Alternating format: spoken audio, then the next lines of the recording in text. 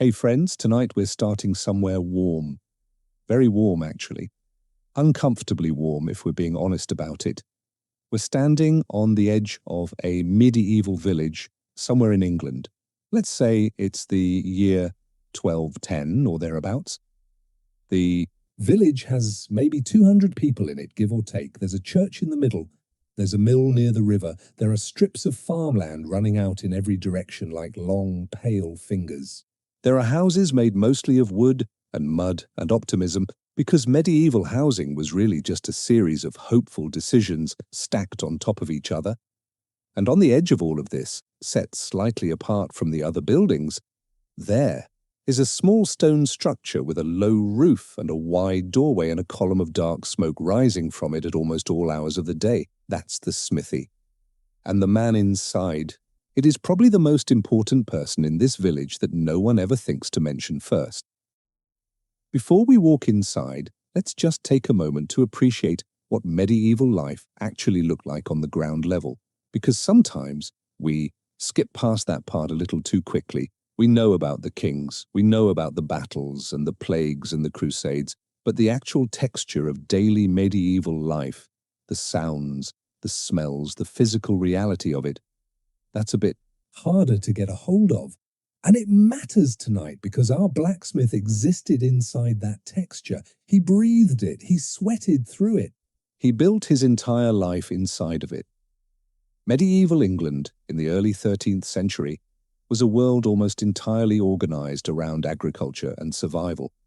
Most people were villagers. Most villagers were peasants of one kind or another. And most of those peasants spent the vast majority of their lives doing one of three things: farming, preparing to farm, or recovering from farming. It was not a wildly diverse professional landscape, is what I'm saying. But within that landscape, there were specialists. And the blacksmith was perhaps the most indispensable specialist of all. Think about it this way. Every single tool that a medieval farmer used had iron in it. The plough, iron blade, the scythe, iron edge, the axe, iron head. The nails holding together the cart that carried the harvest, iron. Every hinge on every door, every lock. Every knife in every kitchen. The hooks on the wall. The pot hanging over the fire. The chain on the well bucket.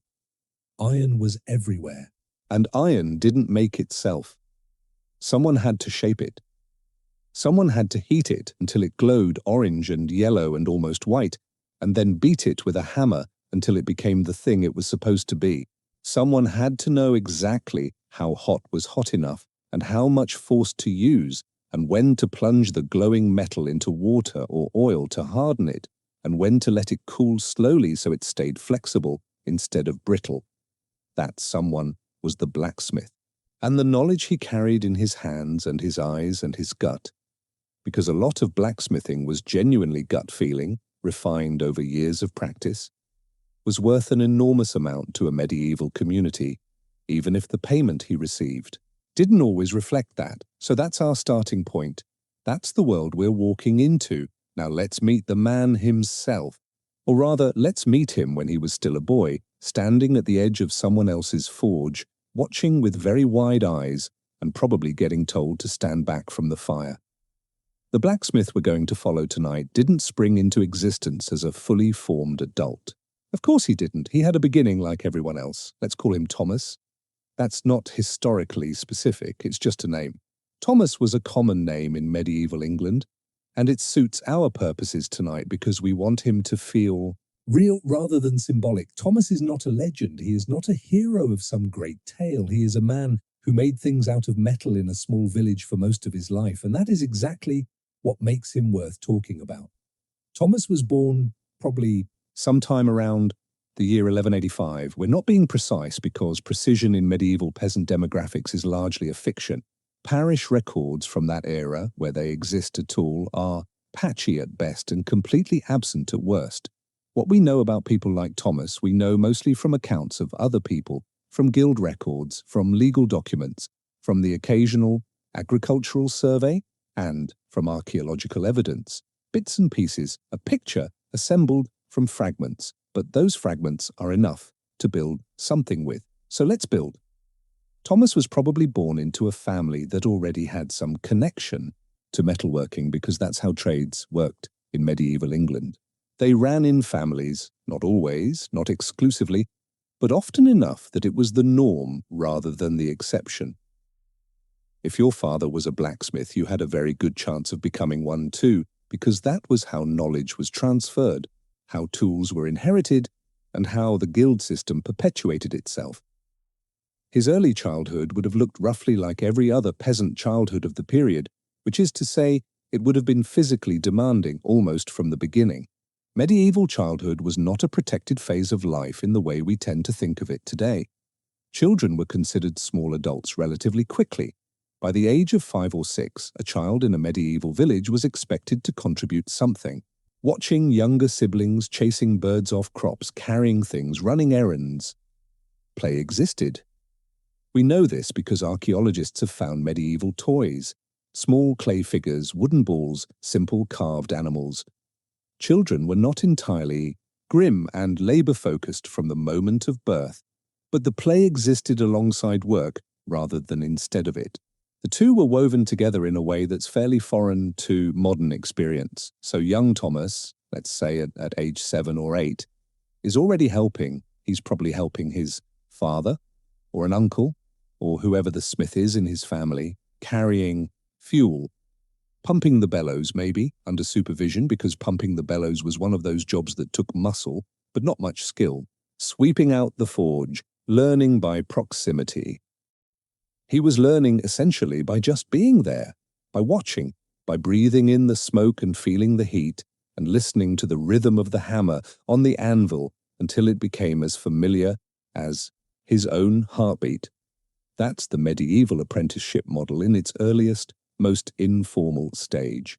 Before it became official, before it became guild-sanctioned and legally binding, it started like this. A boy standing near a fire, watching a man work, and slowly, year by year, absorbing everything he saw. The village Thomas grew up in was, like most medieval English villages of the period, organized around the open field system. This means the farmland around the village was divided into large open fields, usually 2 or 3 of them, and each family in the village had strips of land scattered across those fields, rather than one consolidated plot. It sounds inefficient, and it was a bit, but it also had a certain logic to it. Scattered strips meant that good land and poor land were distributed more or less equally. Everyone got a share of the good soil near the river and a share of the rocky stuff on the hillside. Democratic, in a wonky sort of way. The village had a lord, of course. This being feudal England, there was always a lord. The lord owned the land, in a formal legal sense, and the peasants who farmed it owed him labor and rent in various forms. Some of that rent was paid in grain, some of it was paid in days of labor on the lord's own fields. The domain, it was called, and some of it was paid in other ways, depending on what the village produced and what the lord needed. The blacksmith had a somewhat different relationship with the lord than the ordinary villager did, and this is worth noting early on because it matters for everything that follows. The smith was a specialist. The lord needed him. Not in the vague, theoretical way that a lord needed his grain farmers, but in a direct, practical, immediate way. The lord's horses needed shoes, the lord's knights needed equipment repaired, the lord's agricultural machinery, such as it was, needed maintenance, and there was exactly one person in the village equipped to do any of those things. This gave the blacksmith a certain leverage that most peasants didn't have. Not a lot of leverage, let's not overstate it. He was still very much at the bottom of the social hierarchy in the eyes of the law and the church, and basically everyone who kept records. But he had something to offer that couldn't easily be replaced, and that made his position slightly more secure and slightly more negotiable than the average villager's. Slightly. He still owed rent. He still owed labor days. He still had to be careful about offending the wrong people. The leverage was real, but it was also fragile, and a wise blacksmith understood exactly how far it extended, and no further. Thomas, growing up in this environment, would have absorbed all of this without anyone ever explaining it to him directly. It was just the water he swam in, the way things were. Let's let him grow a few more years before we follow him properly into the forge. By the time Thomas was around 12 years old, and again, these ages are approximate, because medieval people didn't celebrate birthdays with the same calendar precision we do today, it would have been time for his apprenticeship to become formalized. In larger towns and cities, this formalization happened through the guild system, which we'll talk about in some detail a little later on, because the guilds are genuinely fascinating and also genuinely odd. But in a village setting like the one Thomas grew up in, the process was a little more informal. There wasn't necessarily a written contract, especially not for a village smith's apprentice.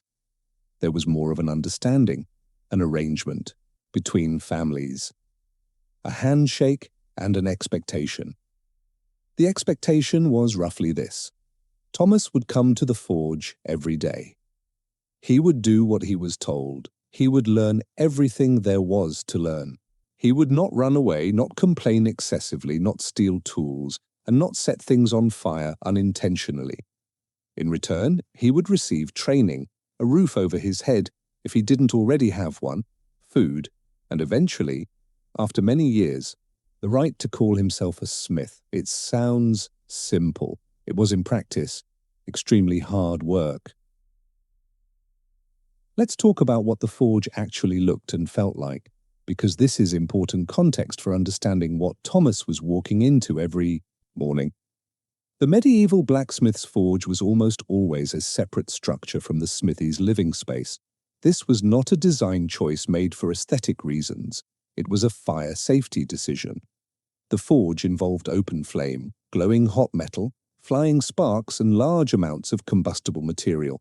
Putting it next to your house was an invitation to a very unpleasant evening, so it stood apart, usually with stone walls, a low roof with a hole or channel for ventilation, an earthen floor, and a wide doorway to allow both airflow and the movement of large pieces of material. Inside the forge, the central feature was the hearth. This was where the fire was, not a hearth in the cozy domestic sense of the word. This was an industrial hearth, a forge fire designed to reach temperatures that could soften iron. A good forge fire ran somewhere between 1200 and 1400 degrees Celsius at its hottest point, which is hot enough to make iron glow yellow-white and become soft enough to work. For context, the hottest setting on your kitchen oven is probably around 250 degrees Celsius. The forge fire was running at roughly 5 to 6 times that. To achieve those temperatures, the fire needed constant forced airflow. This was the job of the bellows. The bellows were a large accordion-like device made of leather and wood attached to a tube that directed air directly into the base of the fire. Pumping the bellows, pulling and pushing the handles in a steady rhythm, forced air through the coals and drove the temperature up. If you stopped pumping, the fire cooled. If you pumped too hard, you could overheat the metal and damage it. Pumping the bellows was exhausting. It required sustained physical effort over long periods. It was often one of the first real jobs assigned to an apprentice, which tells you something about how medieval master craftsmen felt about their apprentices, and that something is, they were primarily regarded as a labor resource.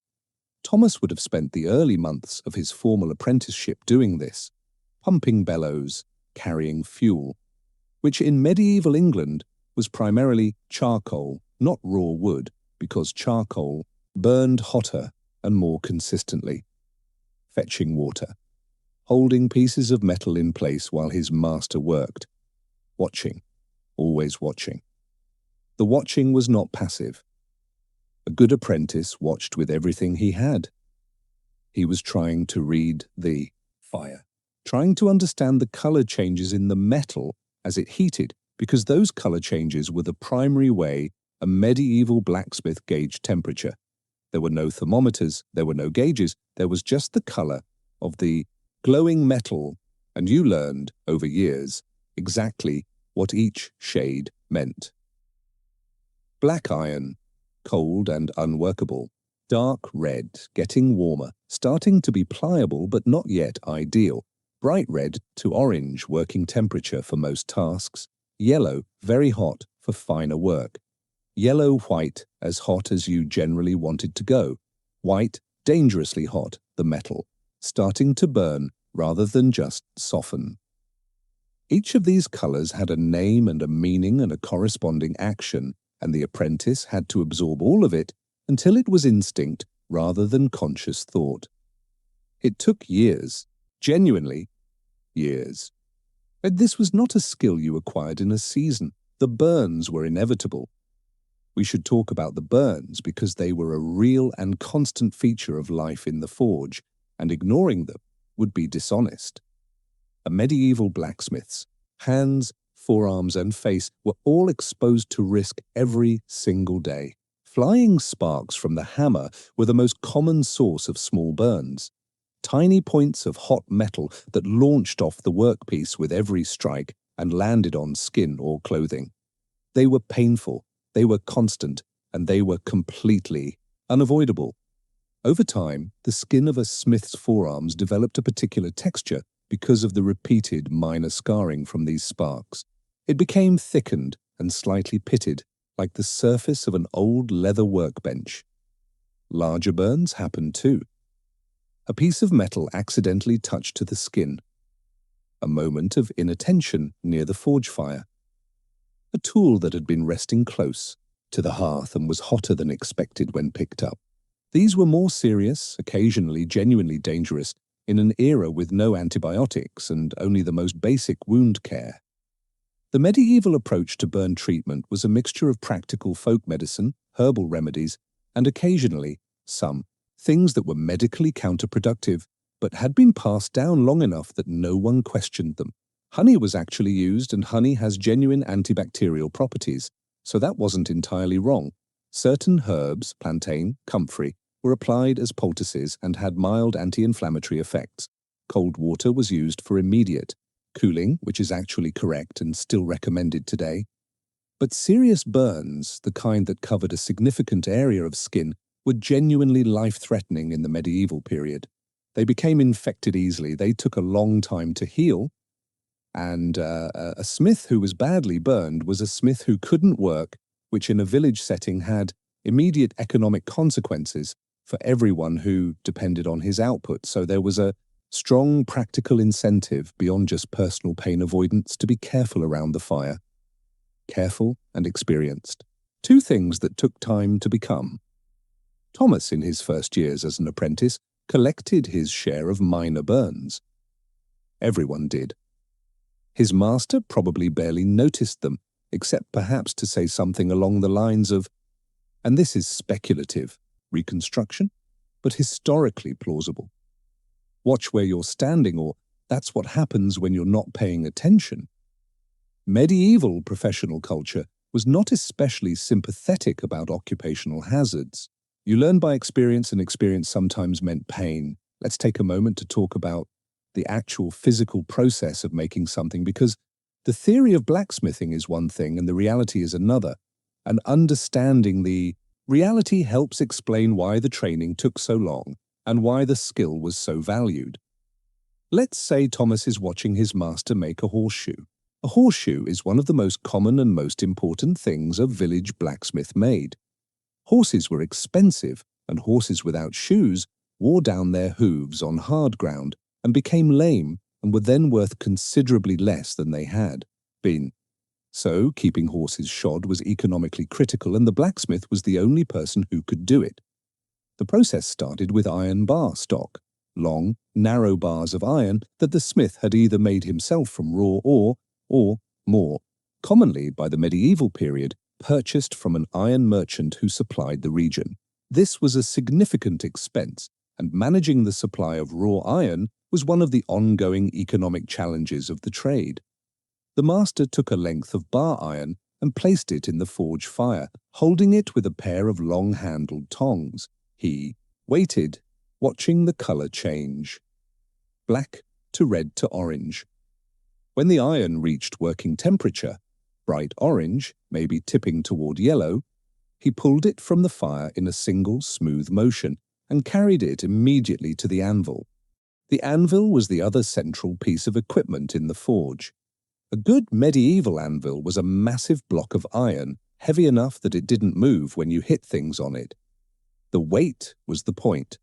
The mass of the anvil absorbed the force of the hammer blows and allowed that force to be directed into shaping the metal rather than just bouncing the workpiece around.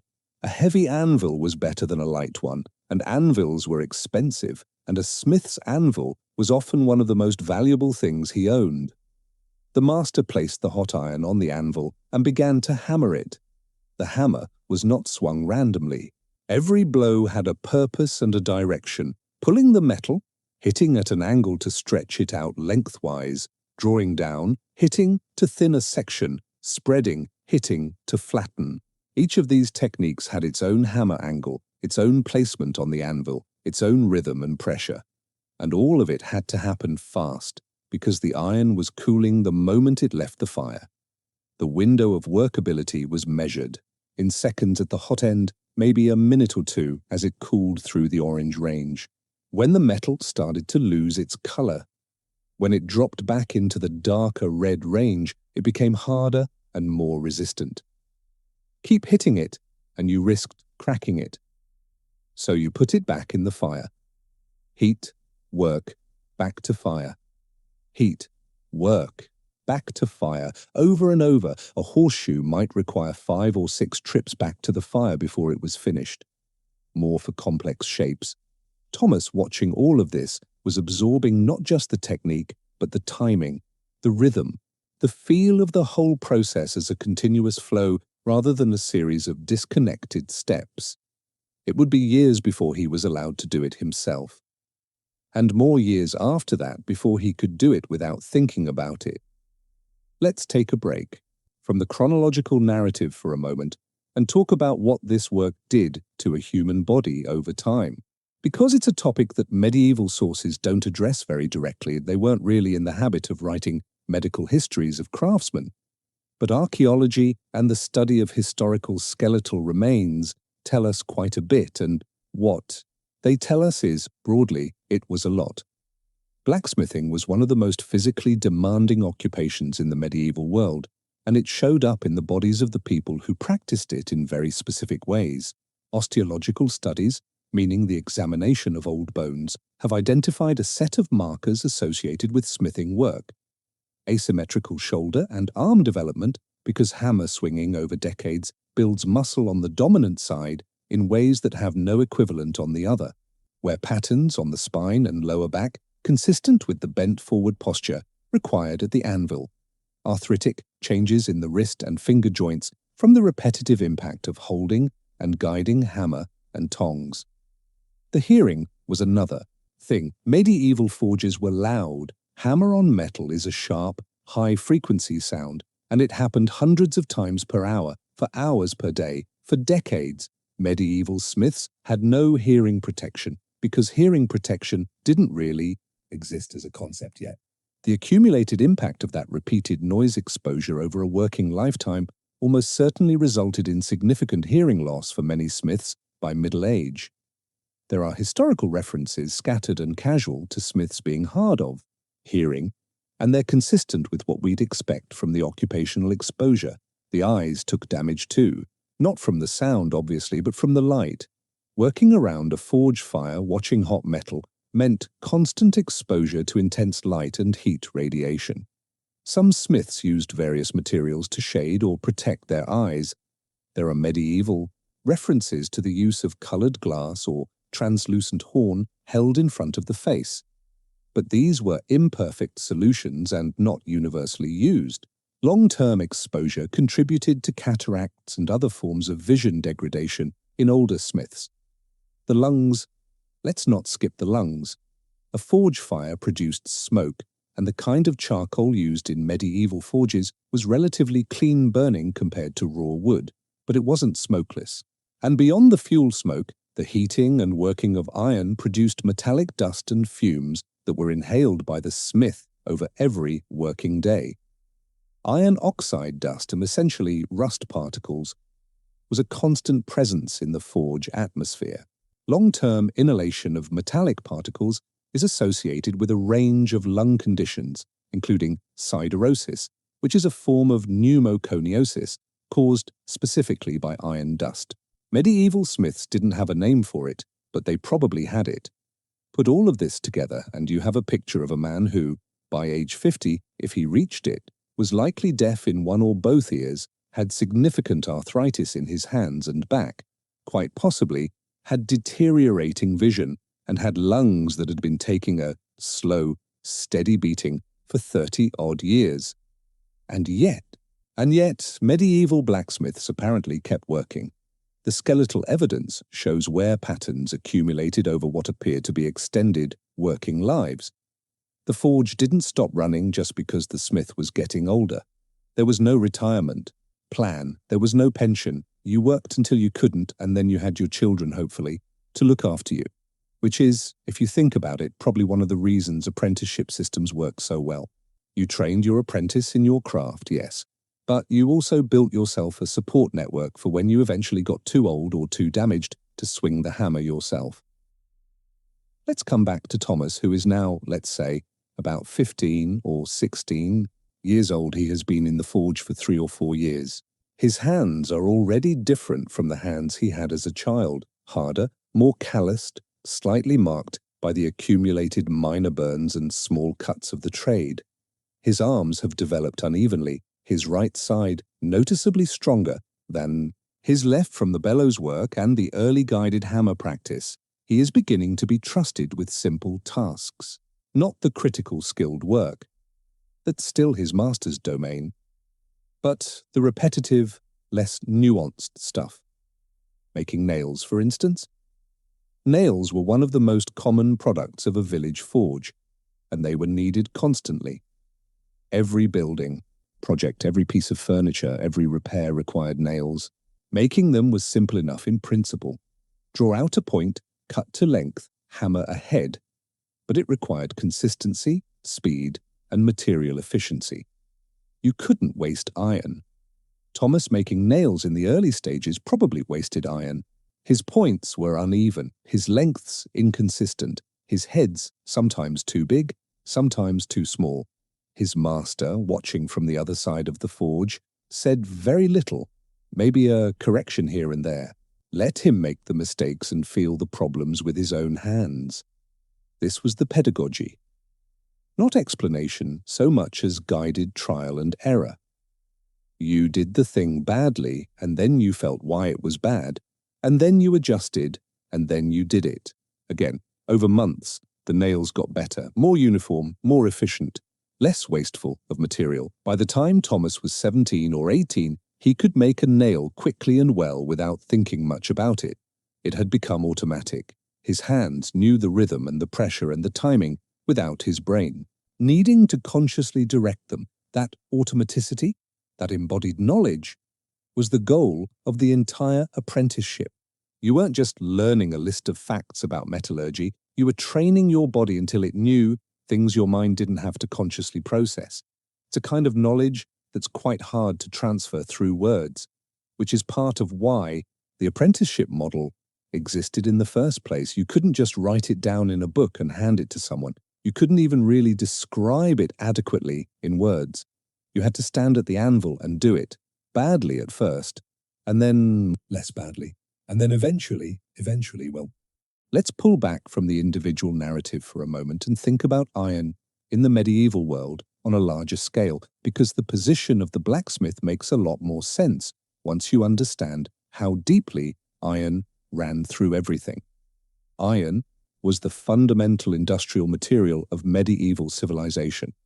This is not an exaggeration. Almost everything that required structural strength, cutting ability, or mechanical function involved iron in some form.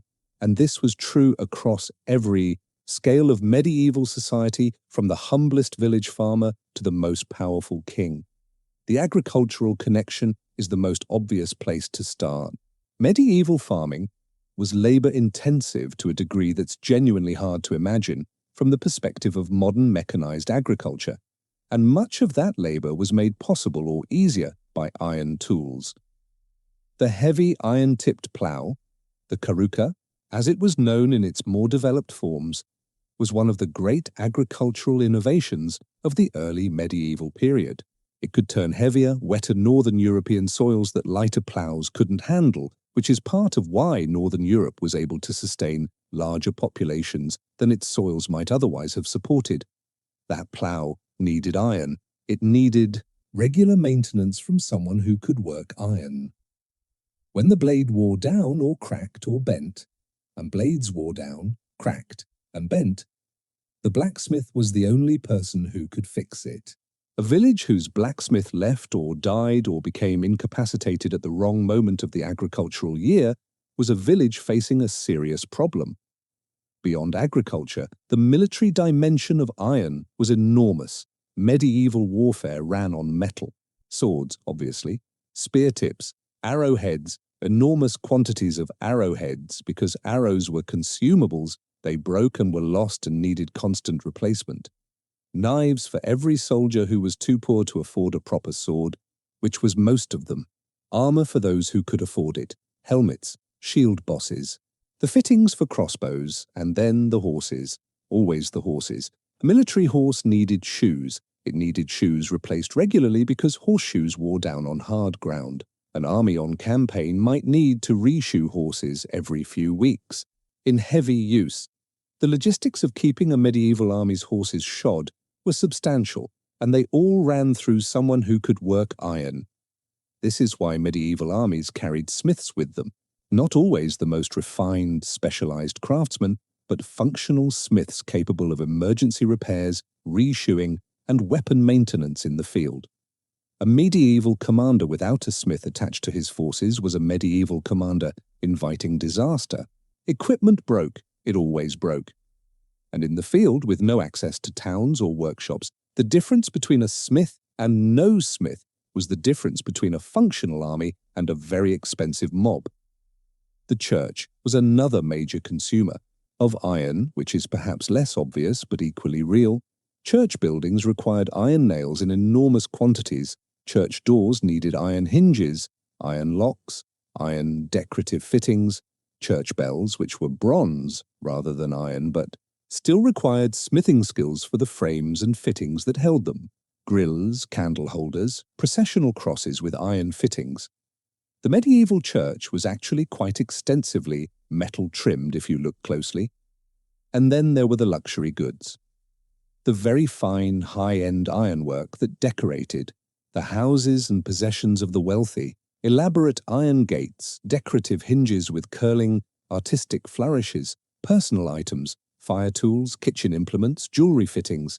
The better class of blacksmith could do ornamental work that was genuinely beautiful, genuinely artistic, in ways that pure utility never demanded. We'll come back to that later.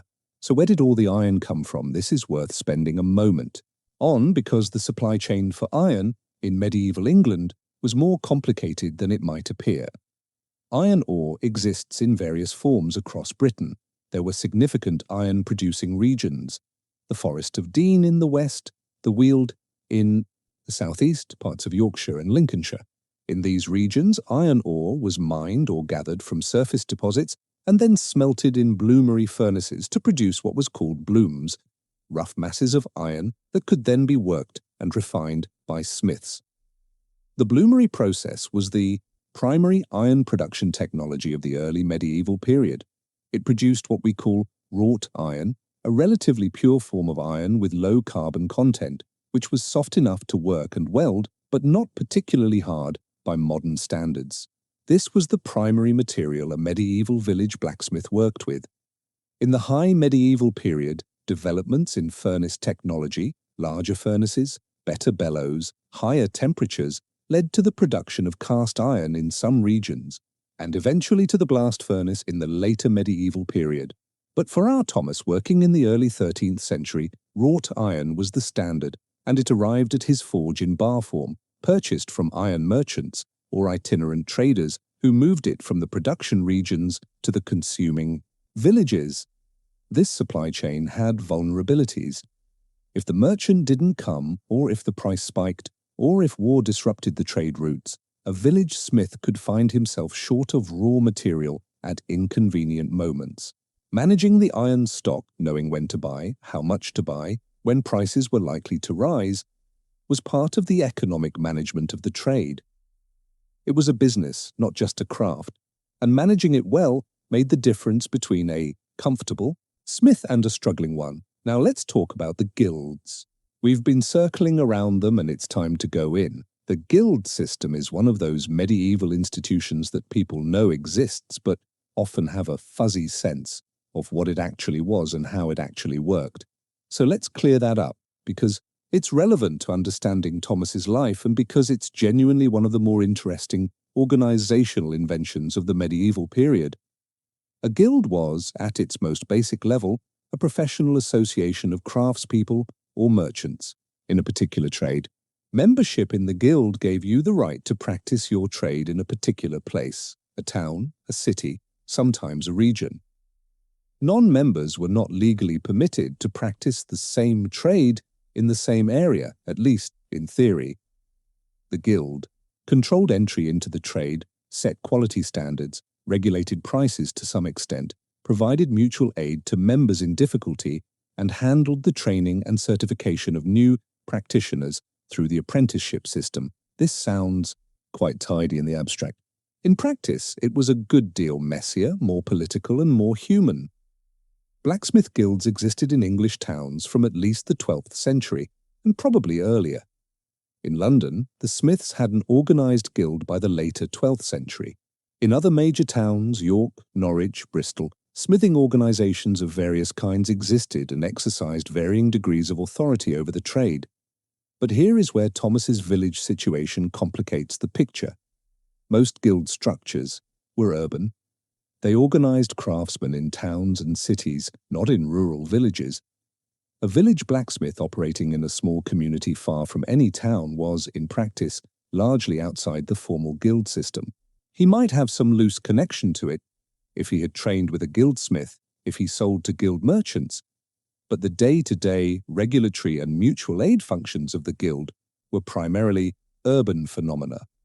This is important because it meant that village smiths operated in a somewhat more independent but also more vulnerable position. They weren't protected by guild rules. They weren't guaranteed guild support if they fell ill or had a bad year. But they also weren't subject to guild fees, guild regulations about working hours and prices, or guild politics. For Thomas in his village, the relevant authority structures were the lord of the manor, the church, and the community's informal expectations, not the guild. But if Thomas had been apprenticed in a town, or if he eventually moved to a town to practice his trade, and some village smiths did make that move, particularly if they had particular skills or ambitions, then the guild would have become very relevant very quickly. Let's imagine Thomas's more urban cousin for a moment. Call him William. William served his apprenticeship under a guildmaster smith in a market town. His apprenticeship was formal. There was a written indenture, a legal document, signed by his master and his father and witnessed by guild officials. The document specified the length of the apprenticeship, typically 7 years for a craft as complex as smithing.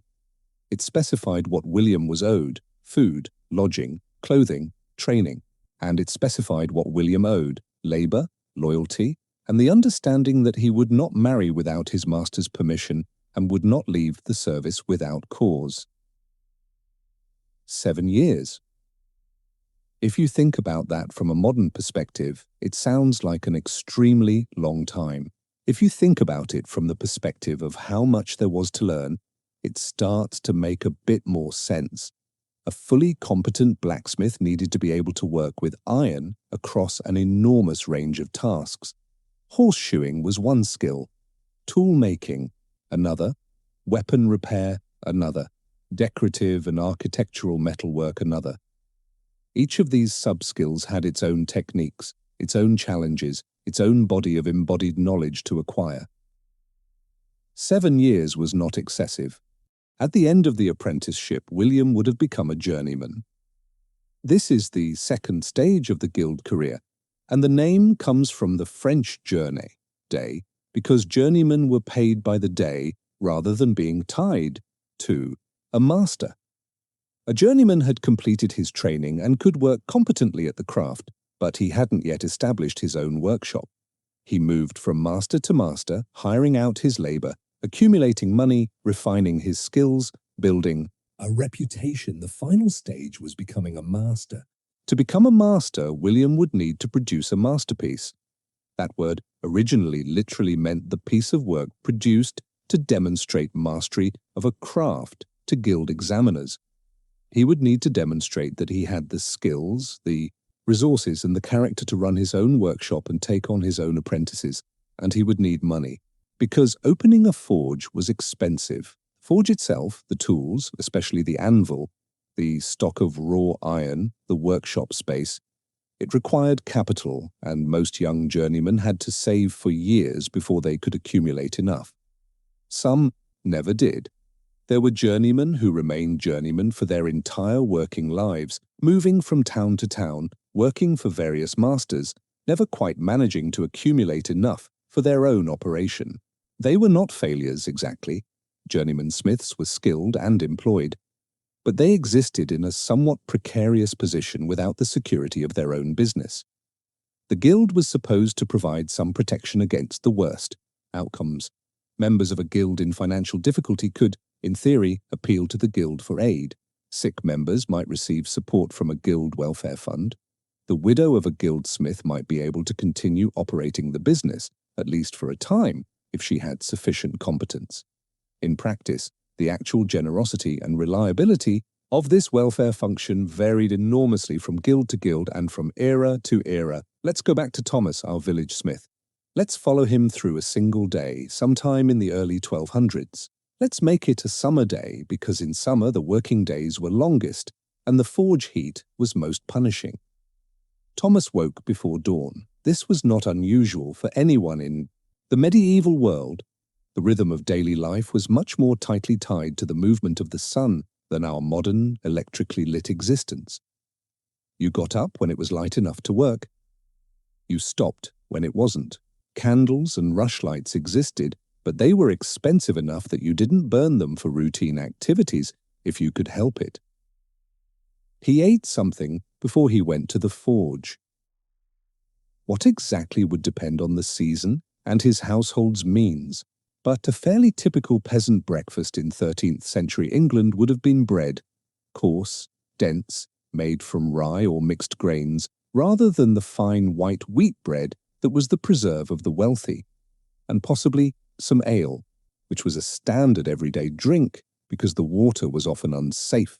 The ale of this period was lower in alcohol than modern beer and functioned more as a nutritious, safe-to-drink liquid than as an intoxicant. You drank it throughout the day. He walked to the forge. If his forge was attached to or adjacent to his home, this was a matter of a few steps. If he was a young smith renting forge space or working for someone else, it might be a short walk through the village. The first task of the morning was getting the fire going. The forge fire was not. Left burning overnight, maintaining it through the night would waste fuel and present a fire risk. So every morning began with relighting. This involved laying the charcoal, starting a small fire with tinder and flint and steel, and then working the bellows to build it up to working temperature. This could take 20 minutes to half an hour before the forge was hot enough to do real work. While the fire built up, Thomas might organize his materials. Check what iron stock he had available. Look at what was waiting to be made or repaired. He probably had something like a mental list, or an actual list, if he was literate, which many tradesmen were not, of the day's work. Village blacksmiths typically worked to commission. People brought him work. He made or repaired specific items for specific people and was paid for each. Today, let's say he has several tasks. He needs to repair a plowshare that was brought. In yesterday, the iron blade had cracked along one edge, probably from hitting a buried stone. He needs to make half a dozen nails for the miller who is doing some carpentry on his mill. He has been asked to shoe 2 horses for a local farmer whose animals have gone too long without reshod. And he is in the middle of a commission for a decorative iron lock that a more prosperous villager wants for his new storage chest. 4 tasks. That sounds manageable. In practice, with the time required to heat and work each piece, the repeated trips to the fire and back to the anvil, the interruptions when customers came to check on progress or drop off new work, a full day's output in a small forge was probably less than you'd imagine. The ploughshare repair came first because it was the most urgent. Farming equipment in the growing season couldn't wait. He examined the crack, decided it could be repaired by welding, heating both sides of the crack to near welding temperature, applying sand as flux to prevent oxidation, and then hammer welding, the 2 surfaces together. Forge welding was one of the higher-order skills of medieval smithing because it required precise temperature control and precise, fast hammer work. Too cool and the weld wouldn't take. Too hot and you burned the metal. The window was narrow. He heated the ploughshare in the fire, pumped the bellows steadily to bring it up, watched the color shift. When it reached the right range, almost white-hot, he pulled it quickly, sprinkled sand on the crack, and hammered. Hard, rapid blows along the weld line, pressing the surfaces together before they cooled. Back to the fire, up to temperature again.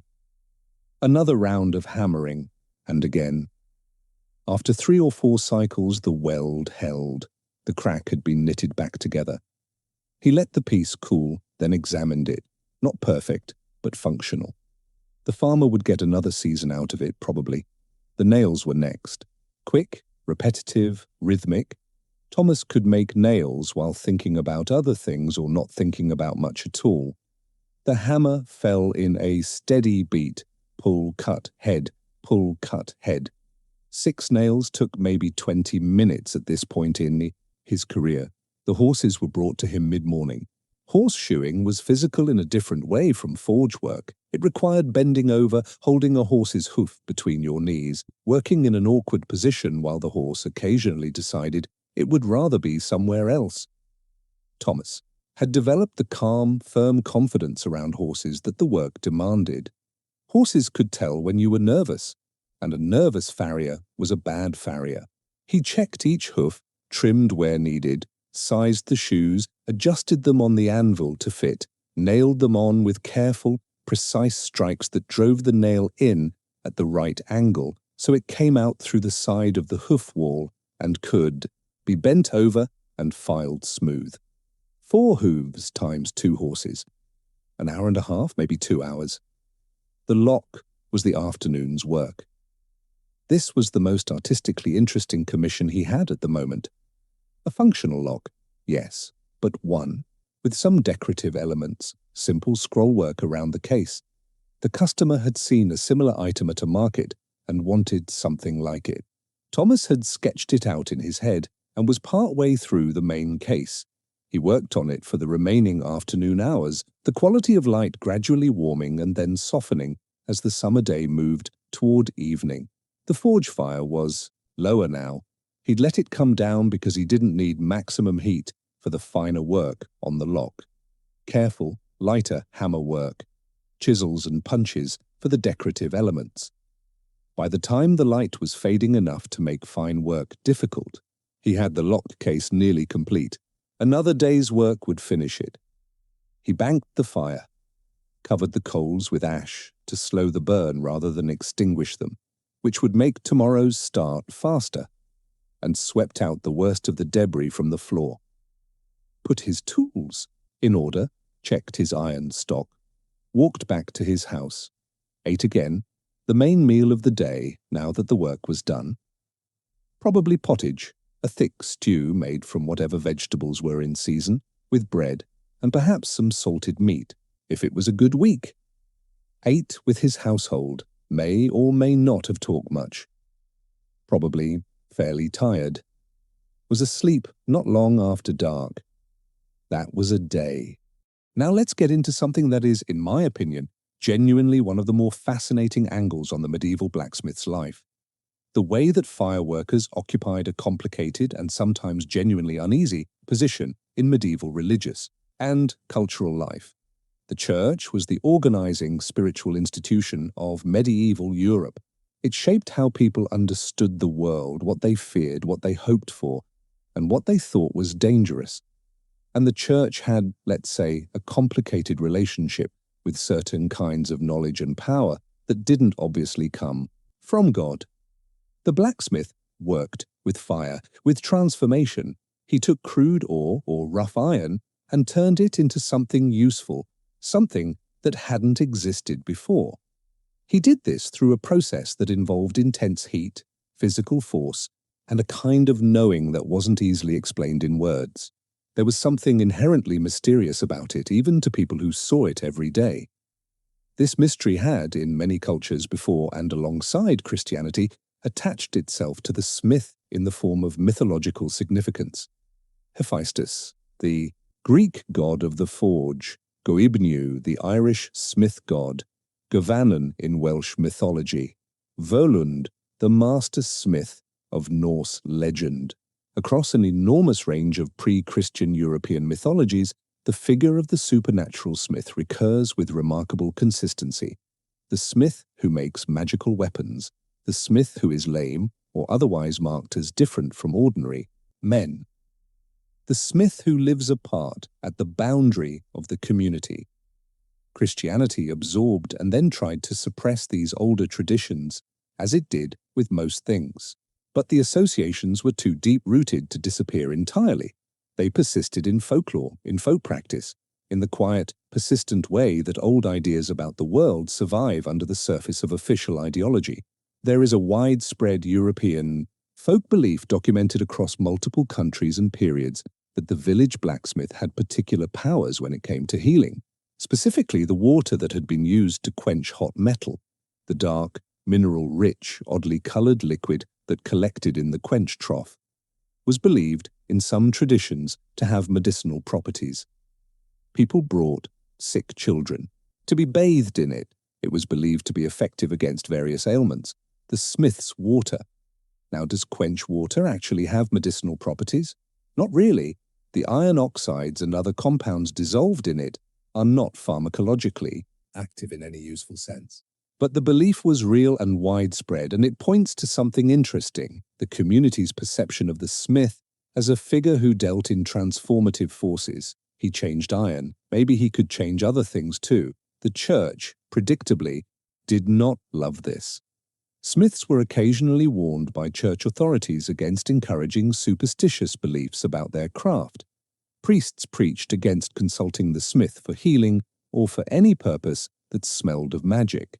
And smiths, being practical men living in practical communities, probably navigated this tension the way most medieval people navigated conflicts between official religious doctrine and community folk practice, carefully, quietly, and by trying not to bring it to anyone's official attention.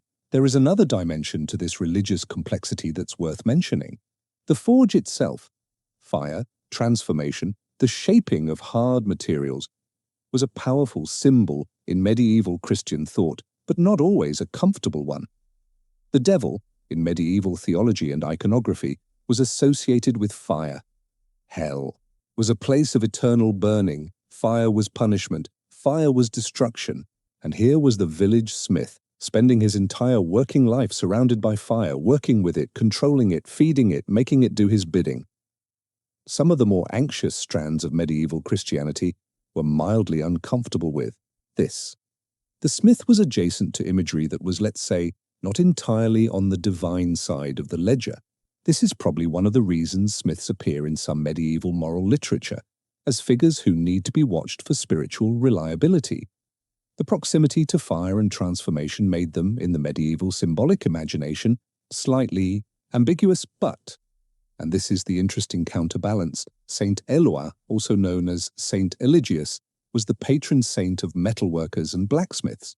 He was a real historical figure, a 7th century Frankish goldsmith and churchman who became Bishop of Noyon. He was enormously popular in the medieval period. His feast day was celebrated by guilds. His image appeared in churches. The smiths had their saint, which gave them an official place within the Christian order of things. St. Eloy's presence in the calendar was, among other things, a way of bringing the ambiguous fireworker firmly into the Christian fold. He was proof that you could work with metal and fire and still be holy, very holy, bishop and saint level holy. The smith wasn't the devil's man, he was God's craftsman. Thomas, going to church on feast days, hearing sermons that occasionally mentioned St. Eloi, existed within this framework. He was a Christian craftsman with a sanctioned patron. The folk beliefs about healing water and magical weapons and the supernatural smith were somewhere behind him in a cultural sense, residual, not quite gone, but officially superseded. He probably didn't think about it too much. He had work to do. Let's talk about Thomas's domestic life for a bit, because the forge was not his whole world. He had a household. He probably had a wife, children, a physical home, neighbors, a social life of the modest village-scale variety. That was typical of the period. Marriage for a man in Thomas's position would have happened sometime in his early to mid-20s, probably. Earlier marriage was common among the upper classes, where dynastic and property considerations drove decisions. Among peasants and craftsmen, there tended to be more practical delay. You married when you had sufficient economic establishment to support a household. For an apprentice or young journeyman smith, that meant waiting until you had a stable situation, a forge of your own or secure employment, and some accumulated resources. His wife, let's call her Agnes, another commonly medieval English name, would have been a working partner in the household, not merely a domestic ornament. The domestic sphere in medieval peasant and craftsman life was genuinely economically productive. Agnes would have managed the household accounts, grown and preserved food, managed any livestock the family kept, a pig or two, possibly some, chickens, these being the scale of animal husbandry available to people at the middle and lower end of the social spectrum. She might have engaged in textile work, spinning at minimum, possibly weaving, which was both economically necessary and potentially a source of additional income. She might also have been directly involved in the smithing business in certain ways, not the forge work itself in general. Though there are occasional medieval references to women doing metal work, they were rare enough to be notable exceptions rather than the rule. But the business side, taking orders, managing payments, keeping track of what was owed and what had been paid. This kind of work happened, and women did it. The house they lived in was built to medieval vernacular construction standards, which is to say it was functional and unpretentious and would probably not have survived to the present day even if no one had deliberately demolished it. Post and beam timber framing with wattle and daub infill, the wattle being woven sticks and the daub being a mixture of clay, dung, and chopped straw, plastered over the wattle to fill the gaps, a roof of thatch, an earthen floor possibly, with rushes spread over it to provide some insulation and softness, a central hearth or a hearth set against one wall. It was, by modern standards, small, dark, smoky, and cold in winter. By medieval standards, it was a house, which was more than some people had. A reasonably established craftsman like Thomas would have had a house of this kind, probably with more than one room, which marked him as somewhat above the most economically marginal level of his community. The house sat in a plot, the toft, with a garden plot behind it. The garden grew vegetables, cabbages, peas, beans, leeks, onions, herbs. This was not decorative gardening. This was nutritional production, and it mattered. The vegetables from the garden contributed significantly to the family's diet through the year. Agnes managed the garden as part of her household responsibilities. Thomas and Agnes probably had several children because medieval families were large, not by preference, but by demographic necessity. Infant and child mortality was high enough that having many children was understood as the only realistic way to ensure that some of them survived to adulthood. It was not a pleasant calculation to make. It was a reality. Some of Thomas's children probably died young. This is not tragedy in the way we speak of it now. It was a normal and expected feature of medieval life and medieval emotional responses to child death while not cold or uncaring, was shaped by the familiarity of the loss in ways that are genuinely hard to access from a modern perspective. The children who survived childhood entered the world of work early, as we've discussed, and probably at least one son, if Thomas had sons, would have followed him into the forge. Apprenticed to his own father, learning the trade the way Thomas had learned it, beginning the cycle again. Here is something worth sitting with. Thomas, in all likelihood, never travelled more than about 20 or 30 miles from his birthplace in his entire life. This is not unusual for the medieval period. Most people, most ordinary people, not knights, not merchants, not pilgrims on particularly ambitious pilgrimages, lived their entire lives within a relatively small geographic radius. The world was, for most people, the village and its immediate surroundings, the next village, the nearest market town. The market town was actually a significant fixture in Thomas's life. Medieval England was organized around a network of market towns, each serving a surrounding hinterland of villages. These markets, weekly typically, with large affairs on particular feast days, were the points of economic exchange where surplus goods were bought and sold, where raw materials could be purchased, where social life expanded briefly beyond the immediate village community. Thomas went to market. Probably regularly. He might have had a stall or a regular spot where he displayed and sold items he'd made in advance. He would have purchased iron stock from travelling merchants. He would have caught up on news. The news travelling through the medieval information network, which was slow and fragmented but not entirely absent. What the king was doing, what war was happening somewhere far away, what the weather was doing to other people's crops. He might have attended a fair once or twice a year. Larger, more festive events that drew people from a wider area, that featured not just commerce but entertainment, acrobatics, music, the occasional travelling storyteller or trained animal act. These were the high points of the social calendar for someone in Thomas's position. Not grand events, not royal occasions, a market, a fair, a feast day when the village gathered at the church and ate and drank together. The rhythms of an ordinary life. The church was the other major centre of community life. Thomas and his family attended Mass as required. They observed the liturgical calendar, Advent, Christmas, Lent, Easter, the feast days of saints, the agricultural blessings at planting and harvest. The church year structured time in a way that was both religious and practical, because the feast days doubled as community gathering points, as markers of the agricultural season, as occasions for the social rituals that bound the community together. Thomas's relationship with the local priest was probably the typical one of an educated professional and a mostly illiterate craftsman. The priest had more formal book learning than Thomas did. He was likely better travelled. He mediated between the community and the church hierarchy above it.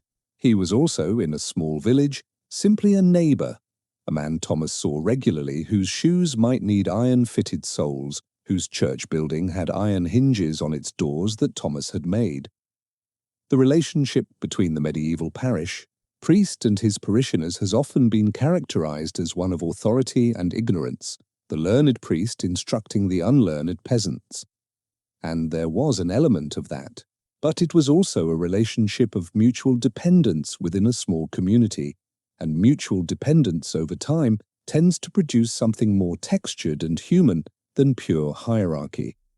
Thomas knew the priest knew Thomas. They had been in the same place their entire lives. Let's move forward in time. Thomas is now somewhere in his 40s, let's say 45, though again, precision is an approximation here. He is noticeably different from the young apprentice we started with. His body carries the history of the work in very visible ways. His right hand, hammer hand, is larger than his left, the muscles developed over decades of use. His fingers are somewhat gnarled at the joints, early arthritis from the impact.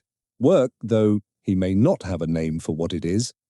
His shoulders curve slightly forward from years of bending over the anvil. His face is weathered and creased, and the skin around his eyes is permanently slightly reddened from the heat exposure. He hears less well than he used to. He's probably known this for a few years without quite putting a name to it. His wife has commented that she has to say things twice sometimes. He positions himself to see faces when people speak to him because watching the mouth helps fill in what the ears miss. His eyes are still mostly reliable, though he has to work in good light now for the fine detailed work that he could once do in any condition. The decorative work, the careful chisel work on locks and hinges with ornamental elements, he does that near the forge door in the morning light. He has an apprentice of his own now, perhaps a son, perhaps a neighbor's boy, perhaps someone's nephew who needed a trade. The apprentice pumps the bellows, the apprentice makes nails. The apprentice is in the early years of that long, slow absorption of embodied knowledge that Thomas went through himself. Thomas is not an extremely patient teacher. Or perhaps he is, depending on the day. He teaches the way he was taught, by demonstration, by correction, by letting the boy make the mistakes and feel the consequences. He doesn't always explain his reasoning, partly because he doesn't always have words for it. Some of what he knows in his hands, not in his head, and hands don't always translate. The work is slower than it was. He is aware of this. The wrist aches when the cold weather comes in, and he has to warm it up carefully in the morning before he can get to real work. He compensates. He organizes his day differently. He takes on fewer commissions of the heaviest physical kind, the large structural ironwork, the extended horse shoeing sessions, and more of the skilled lighter work, locks, tools, the repairs that need precision more than force. He has not become less skilled. He has, in many ways, become more skilled, because decades of practice accumulate in ways that simple strength cannot match. His hammer technique is extremely refined. Now, he wastes no motion, every blow counts and goes exactly where he intends it. The young apprentice watching him sees a man who seems to do complicated things with no apparent effort, and doesn't yet understand that the absence of apparent effort is the product of 25 years of daily practice. A word about money and economics at this stage of Thomas's life. By his mid-40s, a reasonably successful village smith would have accumulated some stability, if not wealth. He owned his tools, a significant investment. He had his workshop, whether owned or on a long-term arrangement with the lord. He had a household with productive land attached. He had established relationships with the village's households as their regular supplier of metalwork, which meant a steady, if modest, income. He was not rich. He would never be rich, not in the meaningful sense. He paid his dues to the Lord. He paid tithes to the church. He dealt with the inevitable bad years, crop failures, outbreaks of disease among the village's livestock, a winter that went on too long and ate through his food stores. But he was not at the edge of destitution either. He occupied the middle of the medieval village's economic spectrum, above the landless laborers and the very poor, below the minor gentry and the more prosperous merchants, a solid craftsman, a man with skills and tools and a workshop. In a community without formal financial institutions, this kind of economic stability was expressed and managed through social relationships. Thomas extended credit to neighbors, made them something, now accepted payment when they had it. Neighbors helped him in return when he needed it. The economy of a medieval village was as much a network of mutual obligation and social trust as it was a system of monetary exchange. The money moved, but so did labor, food, goods, and favors. Thomas was embedded in this network. He was part of its structure. When he made a piece of iron for a neighbor and waited for payment, he was doing more than providing a service. He was investing in a relationship that would pay back in different currency at different times. Medieval life expectancy is one of those topics that requires some careful handling, because the popular understanding of it is frequently somewhat misleading. The average life expectancy at birth in medieval England was low, somewhere in the range of 30 to 40 years, depending on the period and the location. This sounds alarming. It sounds like everyone died young, but this number is heavily dragged down by the extremely high infant and child mortality of the period. If you include all the infants who died in their first year, and infant mortality in the medieval period was shockingly high by modern standards, the average plummets. If you survived childhood, if you made it past age 10, which was itself not guaranteed, your life expectancy improved considerably. An adult male who reached 30 in good health had a reasonable statistical chance of reaching 50 or 60. Some people lived longer. Medieval skeletal evidence shows individuals who, based on bone wear, appear to have been in their 70s or even older at death. Thomas reaching his mid-40s in decent health for a man of his occupation and social position was not a statistical anomaly. He was a man who had made it through the dangerous years and was living out the longer trajectory. But the work was aging him. By 50, if he reached it, the arthritis was probably more pronounced, the hearing loss more significant, the cold, mornings in the forge more painful to start, the heavy commissions increasingly delegated to the apprentice, who was now becoming genuinely competent and reliable. The succession of the trade was not a dramatic event. It didn't happen on a specific day with a ceremony. It happened gradually over years as the apprentice took on more and Thomas did less, as the center of gravity of the workshop shifted from one generation to the next, the village watching. This process understood it. It had seen it before, probably in this very forge, with Thomas's own master. The knowledge transferred. The forge continued. There is something genuinely moving about this when you sit with it long enough. We have spent this entire journey with Thomas, following him from a boy watching a forge fire to an old man whose hands knew things his mind couldn't put into words. We've talked about the burns and the deafness and the bent back. We've talked about the guild system and the horseshoeing and the plough repair and the decorative lock. And through all of it, the thing that stands out, the thing that keeps rising to the surface, is continuity. Thomas's forge was not a new forge.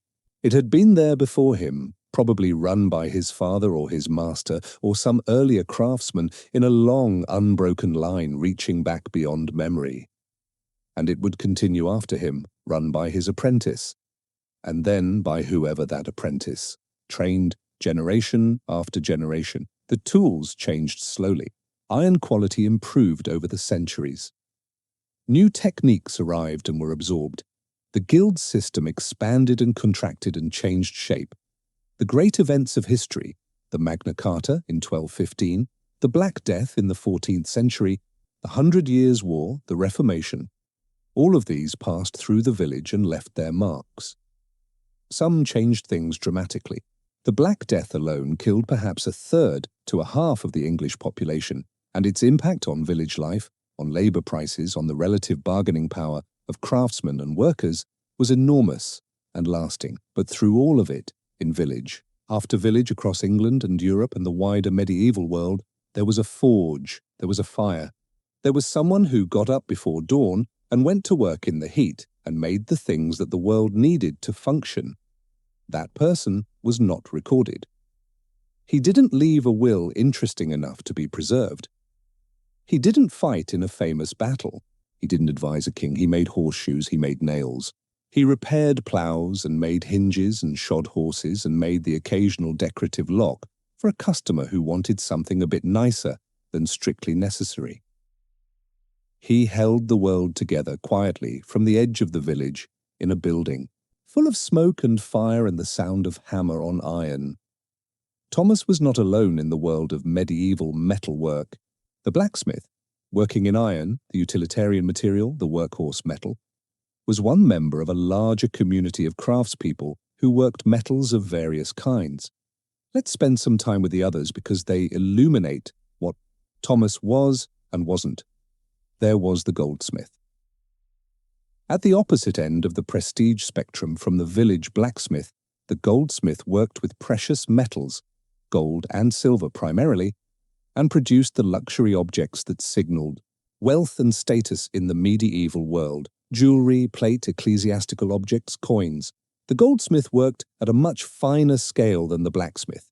His fire was smaller, his tools more delicate, his workspace more like a jeweler's bench than a roaring forge.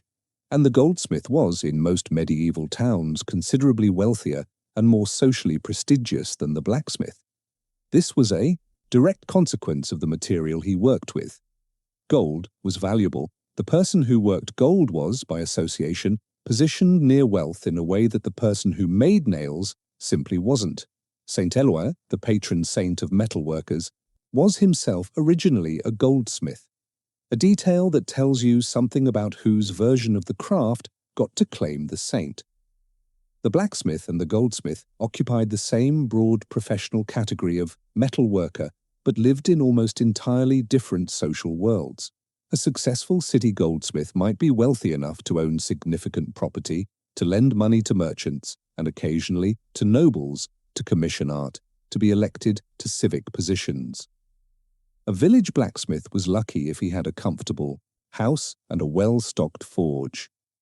Between these two extremes were several other specialist metalworkers: the silversmith, working in silver for ecclesiastical and domestic plate; the coppersmith and the brazier, working in copper and its alloys; the tinsmith, working in tin and tin-plated materials; the armorer, who specialized in making armor, a highly skilled and highly paid specialty, particularly in the high and later medieval periods when plate armor became increasingly elaborate and required increasingly fine metalworking to produce.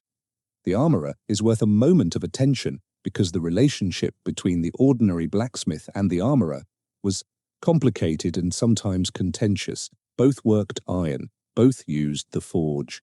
But the armorer's work required a very different level of precision and a very different set of skills. The ability to shape large, curved plates of iron to fit the contours of a human body, to maintain consistent thickness across complex, curved surfaces, to create articulated joints that allowed movement without leaving gaps in the protection. Armoring was expensive work and expensive craft. A full suit of plate armor in the high medieval period represented an enormous investment, many years of a peasant's annual income. And the armorers who made such things were wealthy, specialized craftsmen, often based in particular centers of production. Milan and Augsburg were famous European armoring centers in the later medieval period. Thomas, making plowshares and horseshoes in his village, occupied a different universe from the Milanese armorer producing a custom suit for a wealthy knight. But they were, in some essential technical sense, practitioners of the same fundamental craft. Both heated iron, both shaped it with hammer and anvil, both read the color of the metal to know its temperature. The difference was in scale, application, material quality, and social context, not in the basic physics of what they were doing. The farrier deserves a separate mention because the relationship between the farrier and the blacksmith was one that evolved over the medieval period in interesting ways. In early medieval practice, the village blacksmith was the farrier. He made the shoes and he put them on the horses, one person, one skill set.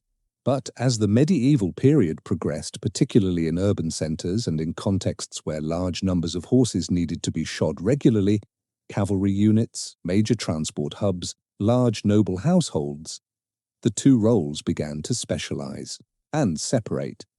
The farrier became, increasingly, a specialist in shoeing horses, not just making the shoes but understanding hoof anatomy, recognizing and managing hoof problems, working with the particular challenges of different horses' hooves.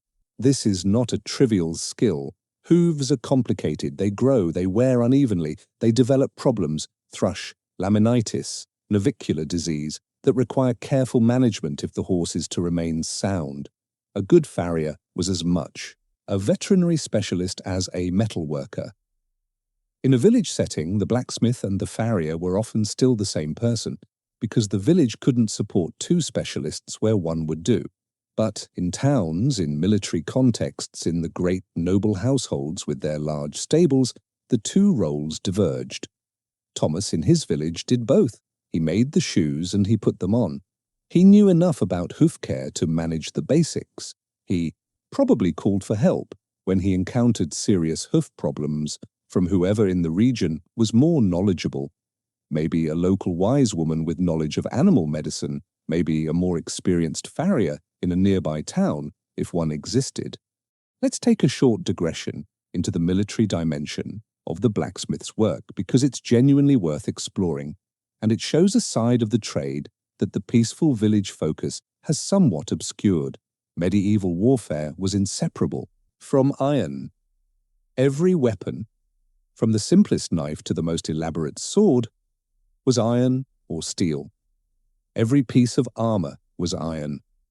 The mechanical devices of medieval siege warfare, the bolts for crossbows, the fittings for catapults, and trebuchets, the iron-bound wheels of siege towers, all required ironwork, and all of it wore out, broke, needed repair, needed replacement. The military demand for smithing work was enormous, and it had a direct effect on the village blacksmith's life, even if he never went near a battlefield.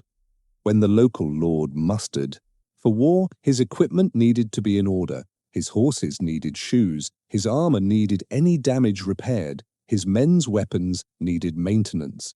All of this work came to the nearest competent blacksmith, who suddenly found himself with more commissions than he could easily handle, and a customer who could not be refused. Could not be refused is doing a lot of work in that sentence. The lord's demands on the blacksmith in a feudal context had an element of compulsion. The smith owed labor services and had obligations to the lord.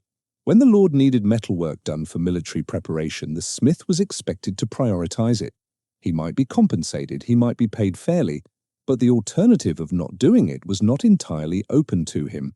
In some cases, the lord simply took the smith with him. Medieval armies, as we touched on earlier, carried smiths in their train. A village smith called up to follow his lord's force on campaign found himself doing military logistics work, emergency repairs, reshoeing, horses maintaining equipment, in conditions considerably worse than his village forge.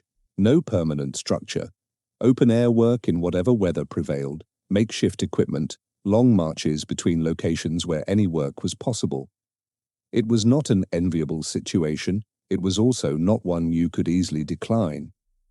The military smiths, who served in these capacities, were not the glamorous figures of medieval warfare. They weren't the knights. They weren't even the archers, who at least had a kind of heroic image in medieval military culture.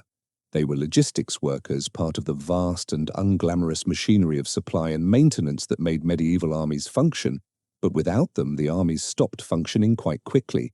Equipment failed and couldn't be repaired. Horses went lame and couldn't be replaced. The carefully assembled force of iron and horseflesh that constituted medieval military power began to degrade. The smith, grimy and sweaty and working from a field forge hammered together from whatever materials were at hand, was holding the machine together. He didn't get a ballad written about him. There were also, in the later medieval period, specialist military smiths who worked for the great lords on a permanent or semi-permanent basis. These were craftsmen attached to a noble household or a royal armory whose primary function was military metalwork, weapons maintenance, armor upkeep, the production of military equipment at scale. The royal armories of the later medieval period were significant industrial operations. The Tower of London maintained a permanent smithing operation from the early medieval period, and by the later Middle Ages it was a fairly substantial establishment with multiple smiths working continuously to maintain the royal arsenal. At this level of operation, the organizational complexity was considerable. Sourcing raw material, managing labor, maintaining quality standards, fulfilling royal orders on specific timelines. The master smith of a royal armory was both a highly skilled craftsman and, in a practical sense, an industrial manager, a rare combination in the medieval world. Thomas, in his village, was nowhere near this scale, but the same fundamental knowledge that he possessed, the knowledge in his hands and his eyes, the ability to hear the right pitch in the ring of a hammer on iron that told you the temperature and consistency of the metal, that knowledge was continuous with what the royal armorer used, refined and specialized, but fundamentally the same. Iron is iron. Fire is fire. The hammer does the same work at every scale. We are getting close to the end of our time with Thomas now. He is old. By medieval standards, genuinely old, somewhere in his late 50s or early 60s, if he has been fortunate enough to get there. The arithmetic of medieval life expectancy suggests that many men in his trade did not. But Thomas, let's say, was one of the ones who made it. He no longer works the forge every day. His apprentice, long since fully trained, a competent smith, himself now probably approaching 30, does the main work. Thomas comes in most mornings, checks on things, offers guidance. Does some lighter work when his wrist and back allow it. Sits near the forge door in the good weather and watches the apprentice work, seeing in him echoes of his own young self, probably without saying so. The village around him has changed in small ways over the decades. Some houses are gone, replaced. New people have arrived, old people have died. The mill changed hands twice. There was a bad year when a sickness moved through the village and took some children and 2 old men, and the village was quieter afterward for a while. The lord has changed. Thomas has served 3 different lords over his working life. The original lord's son and then his grandson. Each one has been slightly different in personality and management style, slightly different in how they dealt with their tenants and craftsmen. The current lord is younger than Thomas, which is a strange feeling to have about a lord. Thomas remembers when this man was a child. Thomas cannot hear a conversation at normal distance without effort. He uses a carved wooden ear trumpet occasionally, made for him, somewhat ironically, by a carpenter friend. The people around him have learned to speak up and to face him when they speak. His hands shake slightly in cold weather before they warm up. Not so much that it shows in the work when he works, but enough that he notices. He thinks about the forge, sometimes in the way that you think about the thing that has been the center of your life for so long that you can't quite separate yourself from it. The forge is not sentimental to him in the way an outsider might imagine. He doesn't stand at the hearth and reflect on the beauty of fire. It is his workplace. It is the place where he has spent most of his waking hours for nearly 50 years. It is familiar the way his own kitchen is familiar, deeply, automatically, without requiring any active appreciation. But he knows it will continue without him. He knows that the fire will be lit tomorrow morning, whether he is there or not. The apprentice will pump the bellows, the iron will heat, the hammer will fall, the village will have its horseshoes and its nails and its plough repairs. The knowledge he carries has been transferred, not perfectly. Nothing transfers perfectly, and some of what Thomas knows he suspects he has not succeeded in passing on completely. The very finest adjustments of the hammer technique, the exact color read at the top edge of the working temperature range, the particular feel of iron that is almost but not quite right for welding. Some of that is probably lost with him, or at least will need to be rediscovered by the next generation through their own years of practice. But the main body of it is there, in the apprentice's hands. It will be there in whoever the apprentice trains in 20 years. The forge will continue.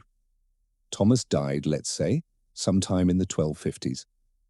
Peacefully enough, by medieval standards, meaning he was in his bed rather than on a battlefield or in the grip of some violent plague. Agnes may or may not have outlived him. If she did, she managed the household for some remaining years with the quiet competence that had always been her mode. He was buried in the churchyard. A simple burial, no monument. His name, if it appeared at all in the church records of the period, would have been a single line among many. There was probably a brief ceremony, a few people gathered in the cold or the rain, and then he was gone. What remained was the forge, and the apprentice, now the master, working at the anvil in the smoky stone building at the edge of the village, heating iron, watching the color change, bringing the hammer down. The rhythm continued. We have spent a considerable amount of time tonight with Thomas, with his hands and his fire and his increasingly deaf ears, with the medieval world that he lived inside of, small and bounded and deeply known, with the guild politics he mostly stayed out of, and the folk magic he quietly lived alongside, and the lord he quietly resented and quietly depended on, and the wife and children who made the domestic half of his world. I want to close with a thought that has been running through all of this quietly underneath the historical detail. The medieval blacksmith is one of those figures who keeps disappearing into the background of the stories we tell about the past. We tell the stories of kings and wars and plagues and revolutions. We tell the stories of the powerful and the exceptional and the dramatically doomed, but the world that kings ruled and that wars destroyed and rebuilt and that plagues depleted and that revolutions shook, that world ran on iron, on nails and horseshoes and plough blades and door hinges and wheel fittings and the 10,000 other small iron objects that held civilization together. Someone made every one of those objects. Someone heated the iron. Someone brought the hammer down. They didn't leave much behind. A few legal records here and there, guild documents, occasionally archaeological evidence, a hoard of iron tools found buried, perhaps against the fear of a raid that never came, the physical record of the work, the iron objects themselves, the ones that survived, which are not as numerous as you'd expect because iron corrodes, iron rusts, iron is recycled, iron becomes something else, but the mark they left on history is everywhere if you know how to read it. Every building that was built, every army that functioned, every harvest that was brought in, every horse that moved across the medieval landscape. All of it, in some indirect way, passed through the forge. The blacksmith was, in the most literal possible sense, the foundation of the medieval world. His name was probably Thomas. He got up before dawn. He walked to his forge. He pumped the bellows and watched the iron glow orange and brought the hammer down in the particular rhythm of the trade. He did this every day for the better part of 50 years, and the world, because of him and thousands, like him across centuries and continents, kept working. That's where we'll leave it for tonight, friends. Lights down, blanket up. The forge is quiet now. Thank you for spending the night in the medieval world. Sleep well.